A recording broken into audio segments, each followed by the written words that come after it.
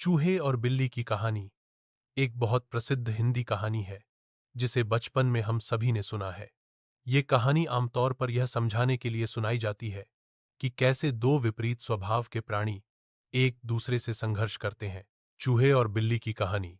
एक समय की बात है, एक छोटे से गांव में एक चूहा और एक बिल्ली रहते थे। बिल्ली चूहे को बहुत तंग करती थी और चूहे को डर के मारे हमेशा भागते रहना पड़ता था।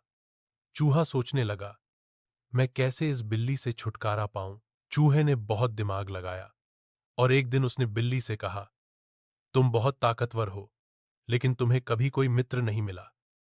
अगर तुम मुझसे दोस्ती करोगी तो हम दोनों मिलकर जिंदगी को और आसान बना सकते हैं। बिल्ली ने चूहे की बात पर ध्यान दिया और सोचा, यह सही है।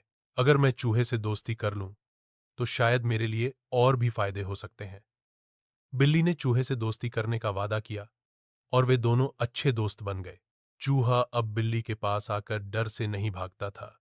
वह बिल्ली के पास सुरक्षित महसूस करता था और बिल्ली उसे तंग नहीं करती थी। परंतु समय के साथ बिल्ली की शरारतें फिर से शुरू हो गईं।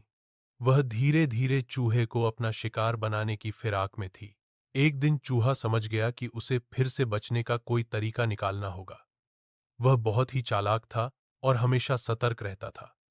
एक बार फिर से उसने बिल्ली की चाल को समझा और समय रहते अपने घर में छिपकर अपनी जान बचाई। कहानी का अंत यह था कि चूहा अपने दिमाग और सतर्कता से बिल्ली से हमेशा बचा रहा। सिख।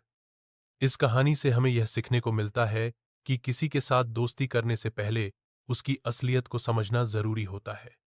कभी कभी बाहरी दिखावे पर विश्वास करना खतरनाक हो सकता है।